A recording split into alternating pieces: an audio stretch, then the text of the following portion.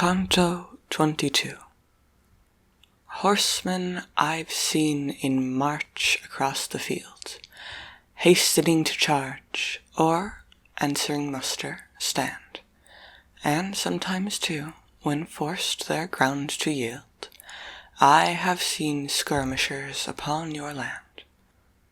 O Aretines, and those on foray sent, with trumpet and with bell, to sound command, have seen jousts run and well-fought tournament, with drum and signal from the castle shown, and foreign music with familiar blent, but ne'er by blast on such a trumpet blown beheld I horse or foot to motion brought, nor ship by star or landmark guided on. With the 10 demons moved we from the spot. Ah, cruel company! But with the good in church, and in the tavern with the sot. Still to the pitch was my attention glued, fully to see what in the bolgia lay, and who were in its burning mass imbrued, as when the dolphins' vaulted backs display, warning to mariners they should prepare to trim their vessel ere the storm makes way. So, to assuage the pain he had to bear, some wretch would show his back above the tide, then swifter plunge than lightnings cleave the air, and as the frogs close to the marsh's side, with muzzles thrust out of the water stand, while feet and bodies carefully they hide. So stood the sinners upon every hand, but on beholding Babaricha nigh, beneath the bubbles disappeared the band. I saw what still my heart is shaken by, one waiting, as it sometimes comes to pass, that one frog plunges, one at rest doth lie, and Graphican, who nearest to him was, him upward drew, clutching his pitchy hair. To me he bore the look an otter has. I of their names ere this was well ware, for I gave heed unto the names of all when they at first were chosen. Now prepare, and, Rubicante, with thy talons fall upon him and flay well, with many cries. And one consent the accursed ones did call. I said, O master, if in any wise thou canst find out who is the wretched wight thus at the mercy of his enemies. Whereon my guide drew full within his sight, asking him whence he came, and he replied, In kingdom of Navarre I first saw light, me servant to a lord my mother tied. Through her I from a scoundrel sire did spring, waster of goods, and of himself beside. As servant, next to Theobald, righteous king, I set myself to ply baratership, and in this heat discharge my reckoning. And Chiriato, close upon whose lip on either side a boar-like tusk did stand, made him to feel how one of them could rip. The mouse had stumbled on the wild cat band, but Barbaricha locked him in embrace, and off while I shall hug him, gave command. Round to my master, then he turned his face. Ask more of him, if thou wouldst know, while he, against their fury, yet finds grace. My leader asked, Declare now, if below the pitch among all the guilty there lies here a Latian. He replied, Short while ago from one I parted, who to them lived near, and would that I might use him still for shield, then hook or claw, I should no longer fear, said Libicocco. Too much grace we yield. And in the sinner's arm he fixed his hook, and from it clean a fleshy fragment peeled. But seeing Draghignazzio also took aim at his legs, the leader of the 10 turned swiftly round on them with angry look. On this they were a little quieted. Then of him, who still gazed on his wound, my guide without delay demanded thus again, who was it whom, in coming to the side, thou sayest thou didst do ill to leave behind?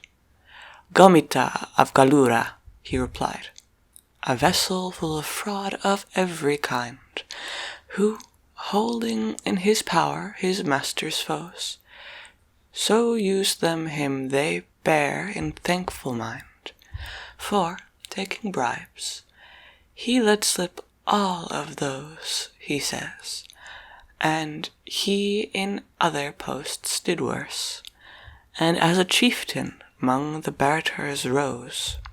Don Michael Zanche doth with him converse, from Logodoro, with endless din they gossip of Sardinian characters. But look, ah me, how yonder one doth grin. More would I say, but that I am afraid he is about to claw me on the skin. To Faffarel the captain turned his head, for, as about to swoop, he rolled his eye, and, cursed hawk, preserve thy distance, said. If ye would talk with, or would closer spy, the frightened wretch began once more to say, Tuscans or Lombards, I will bring them nigh, but let the Malebranche first give way, that of their vengeance they may not have fear. And I to this same place, where now I stay, for me, who am but one, will bring 7 near, when I shall whistle as we used to do, whenever on the surface we appear. On this Cagnazzo up his muzzle threw, shaking his head and saying, Here the cheat he has contrived to throw himself below. Then he who in devices was complete, far too malicious, in good sooth replied, When for my friends I plan a sorer fate. Thus Alichin withstood not but denied the other's counsel, saying, If thou fling thyself hence, thee I strive not to outstride, but o'er the pitch I'll dart upon the wing. Leave we the ridge, and be the bank a shield, and see if thou canst all of us outspring. O reader, here a novel trick revealed. All to the other side turned round their eyes, he first, who slowest was the boon to yield. In choice of time the Navarsi was wise, taking firm stand, himself he forward flung, eluding thus their hostile purposes. Then with compunction each of them was stung, but he the most, whose slackness made them fail. Therefore he started, caught upon his tongue. But little it bested, nor could prevail his wings 'gainst fear. Below the other went, while he with upturned breast aloft did sail. And as the falcon, when on its descent, the wild duck suddenly dives out of sight, returns outwitted back, and malcontent. To be fooled filled Calabrin with spite. Hovering he followed, wishing in his mind the wretch escaping should leave cause for fight. When the Barater vanished, from behind he on his comrade with his talons fell and clawed him, 'bove the moat with him entwined.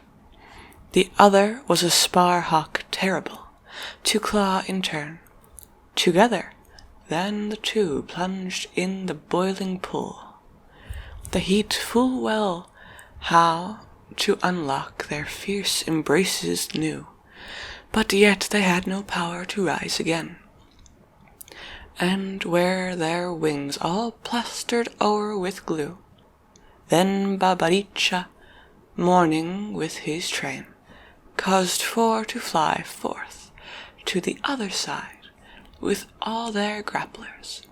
Swift their flight was ta'en down to the place, from either hand they glide, reaching their hooks to those who were limed fast, and now beneath the scum were being fried. And from them thus engaged we onward passed. Canto 23. Silent, alone, not now with company we onward went, one first and one behind, as minor friars used to make their way. On Aesop's fable wholly was my mind intent, but by reason of that contest new, the fable where the frog and mouse we find, for Mo and Isa are not more of hue than like the fable shall the fact appear, if but considered with attention due. And as from one thought springs the next, so here out of my first arose another thought, until within me doubled was my fear. For thus I judged, seeing through us were brought contempt upon them, hurt and sore despite. They needs must be to deep vexation wrought. If anger to malevolence unite, then will they us more cruelly pursue than dog the hare, which almost feels its bite. All my hair bristled, I already knew, with terror when I spake, "O master, try to hide us quick." And back I turned to view what lay behind. For me they terrify, these Malebranche following us. From dread I almost fancy I can feel them nigh. And he, were I a mirror backed with lead, I should no truer glass that form of thine. Then all thy thought by mine is answered, for even now thy thoughts accord with mine, alike in drift and featured with one face, and to suggest one counsel they combine. If the right bank slope downward at this pace, to the next Bolgia, offering us a way, swiftly shall we evade the imagined chase.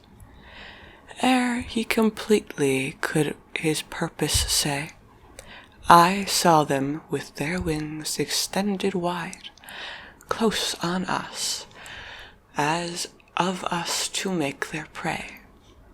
Then quickly was I snatched up by my guide, even as a mother, when, awakened by cries, she sees the flames are kindling at her side, delaying not, seizes her child and flies. Careful for him, her proper danger mocks, nor even with one poor shift herself supplies. And he, stretched out upon the flinty rocks, himself unto the precipice resigned, which one side of the other Bolgia blocks. A swifter course ne'er held a stream confined, that it may turn a mill within its race, where near the buckets 'tis the most declined. Than was my master's down that rock's sheer face, nor seemed I than his comrade, as we sped, but like a son locked in a sire's embrace, and barely had his feet struck on the bed of the low ground, when they were seen to stand upon the crest, no more a cause of dread, for Providence supreme, whoso had planned in the 5th Bolgia they should minister, them wholly from departure thence had banned. Neath us we saw a painted people fair, weeping as on their way they circled slow, crushed by fatigue to look at and despair. Cloaks had they on, with hooks pulled down full low upon their eyes, and fashioned, as it seemed, like those which at Clone for monks they sew. The outer face was gilt, so that it gleamed. Inside was all of lead, of such a weight Fredericks to these had been but straw esteemed. O weary robes for an eternal state! With them we turned to the left hand once more, intent upon their tears disconsolate. But those folk, wearied with the loads they bore, so slowly crept that still new company was ours at every footfall on the floor. Whence to my guide I said, Do thou now try to find some one by name or action known, and as we go on all sides, turn thine eye. And one, who recognized the Tuscan tone, called from behind us, Halt, I you entreat, who through the air obscure are hastening on. Haply in me thou, what thou seekest shalt meet. Whereon my guide turned round and said, Await, and keep thou time with pacing of his feet. I stood, and saw 2 manifesting great desire to join me, by their countenance, but their loads hampered them and passage straight. And, when arrived, me with an eye askance, they gazed a long time, but no word they spoke, then to each other turned, held thus parlance. His heaving throat proves him of living folk. If they are of the dead, how could they gain to walk uncovered by the heavy cloak? Then to me, Tuscan, who dost now attain to the colleague of the hypocrites forlorn, to tell us who thou art, show no disdain. And I to him, I was both bred and born in the great city by fair Arnos stream, and where the body I have always worn. But who are ye, whose suffering supreme makes tears, as I behold, to flood the cheek? And what your mode of pain, that thus doth gleam? Ah me, the yellow mantles, one to speak, began, are all of lead so thick, its weight maketh the scales after this manner creak. We merry friars of Bologna's state, I Catalano, Lodringo he, were by thy town together designate, as for the most part one is used to be, to keep the peace within it, and around Gardingo, what we were men still may see. I made beginning, friars, your profound, but said no more, on suddenly seeing there one crucified by 3 stakes to the ground, who, when he saw me, writhed as in despair, breathing into his beard with heavy sigh. And Friar Catalan, of his aware, said, He thus fixed on whom thou turn'st thine eye, counselled the Pharisees that it behooved one man as victim, for the folk should die. Naked, thou seest, he lies, and never removed from wow set crossed the path. By him the weight of every one that passes by is proved. And his wife's father shares an equal fate with others of the council in this fosse, for to the Jews they proved seed reprobate. Meanwhile, at him thus stretched upon the cross, Virgil, I saw, displayed astonishment at his mean exile and eternal loss. And then this question to the friars he sent: Be not displeased, but, if ye may, avow if on the right hand there lies any vent by which we, both of us, from hence may go, nor need the black angelic company to come to help us from this valley low. Nearer than what thou thinkest, he made reply. A rib there runs from the encircling wall, the cruel veils in turn o'erarching high, save that at this 'tis rent and ruined all. Ye can climb upward o'er the shattered heap, where down the side the piled up fragments fall. His head bent down a while my guide did keep, then said, he warned us in imperfect wise, who sinners with his hook doth clutch and steep. The friar: At Bologna many a vice I heard the devil charged with, and among the rest that false, he father is of lies. Then onward moved my guide with paces long, and some slight shade of anger on his face. I with him parted from the burdened throng, stepping where those dear feet had left their trace.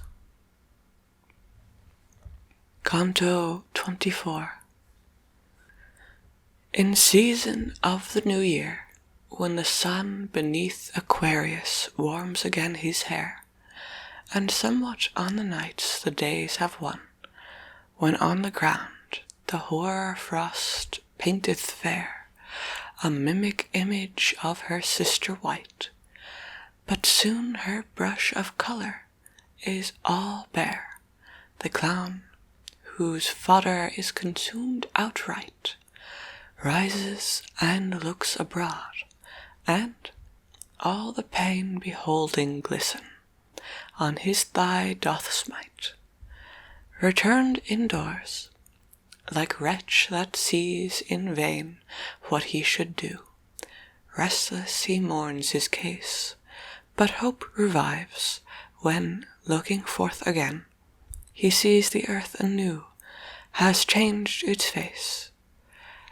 Then with his crook he doth himself provide, and straightway doth his sleep to pasture chase. So at my master was I terrified, his brows beholding troubled. No more slow to where I ailed, the plaster was applied. For when the broken bridge we stood below, my guide turned to me with the expression sweet, which I beneath the mountain learned to know. His arms he opened, after council meet, held with himself, and, scanning closely o'er the fragments first, he raised me from my feet, and, like a man who, working, looks before, with foresight still on that in front bestowed, me to the summit of a block he bore, and then to me another fragment showed, saying, By this thou now must clamber on, but try it first if it will bear thy load. The heavy cowled this way could ne'er have gone, for hardly we, I holpen, he so light, could clamber up from shattered stone to stone, and but that on the inner bank the height of the wall is not so great, I say not he, but for myself I had been vanquished quite. But Malibulge, to the cavity of the deep central pit, is planned to fall. Hence every bolgia in its turn must be high on the out, low on the inner wall. So to the summit we attained at last, whence breaks away the topmost stone of all. My lungs were so with breathlessness harassed, the summit won, I could no longer go, and, hardly there, me on the ground I cast. Well it befits that thou shouldest from thee throw all sloth, the master said. For stretched in down, or under awnings, none can glory know, and he who spends his life, nor wins renown, leaves in the world no more enduring trace than smoke in air, or foam on water blown. Therefore arise, overcome thy breathlessness by force of will, victor in every fight, when not subservient to the body base. Of stairs thou yet must climb a loftier flight. 'Tis not enough to have ascended these. Up then, and profit, if thou hearest aright. Rising, I feigned to breathe with greater ease than what I felt, and spake, now forward plod, for with my courage now my strength agrees. Up o'er the rocky rib we held our road, and rough it was, and difficult, and straight, and steeper far than that we earlier trod. Speaking I went, to hide my wearied state, from when the neighbouring moat a voice we heard, which seemed ill-fitted to articulate. Of what it said I knew not any word, though on the arch that vaults the moat set high, but he who spake appeared by anger stirred. Though I bent downward, yet my eager eye, so dim the depth, explored it all in vain. I then, O master, to that bank draw nigh, and let us by the wall descent obtain, because I hear and do not understand, and looking down distinguish nothing plain. My sole reply to thee, he answered bland, is to perform, for it behooves, he said, with silent act to answer just demand. Then we descended from the bridge's head, where with the 8th bank is its junction wrought, and full beneath me was the bolgia spread, and I perceived that hideously 'twas fraught with serpents, and such monstrous forms they bore. Even now my blood is curdled at the thought.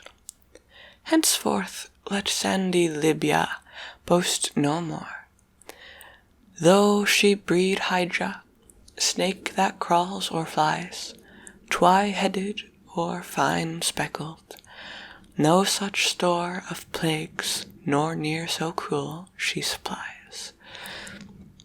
Though joined to all the land of Ethiop, and that which by the Red Sea waters lies, midst this foul throng and dismal, without hope, a naked people ran, aghast with fear. No covert for them, and no heliotrope. Their hands were bound by serpents at the rear, which, in their reins, for head and tail, did get a holding place. In front they knotted were. And lo, to one who on our side was set, a serpent darted forward, him to bite, at where the neck is by the shoulders met. Not O nor I did any ever write more quickly than he kindled, burst in flame, and crumbled all to ashes. And when quite he on the earth a wasted heap became, the ashes of themselves together rolled, resuming suddenly their former frame.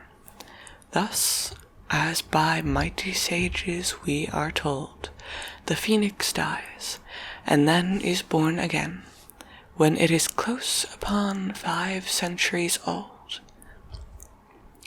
In all its life it eats not herb nor grain, but only tears that from frankincense flow. It for a shroud sweet nard and myrrh contain. And as the man who falls and knows not how, by the force of demons stretched upon the ground, or by obstruction that makes life run low, when risen up straight gazes all round, in deep confusion through the anguish keen he suffered from, and stares with sighs profound, so was the sinner, when arisen seen. Justice of God, how are thy terrors plied, showering in vengeance, blows thus big with teen. My guide then asked of him how he was styled, whereon he said, from Tuscany I reigned, not long ago, into this gullet wild. From bestial life, not human, joy I gained. Mule that I was, me vanni fucci, brute, pistoia fitting then, in life contained. I to my guide bid him not budge a foot, and ask what crime has plunged him here below. In rage and blood I knew him desolate. The sinner heard, nor insincere did show, but toward me turned his face, and eke his mind, with spiteful shame his features all aglow, then said, it pains me more thou shouldst me find, and catch me steeped in all this misery, than when the other life I left behind. What thou demandest I cannot deny. I'm plunged thus low, because the thief I played within the fairly furnished sacristy, and falsely to another's charge 'twas laid. Lest thou shouldst joy, such sight has met thy view. If e'er these dreary regions thou evade, give ear and hearken to my utterance true. The nary first out of Pistoia fail, her laws and parties Florence shapes anew. Mars draws a vapour out of Magra's vale, which black and threatening clouds accompany. Then bursting in a tempest terrible, upon Piceno shall the war run high. The mist by it shall suddenly be rent, and every Bianco smitten be thereby, and I have told thee that thou mayest lament.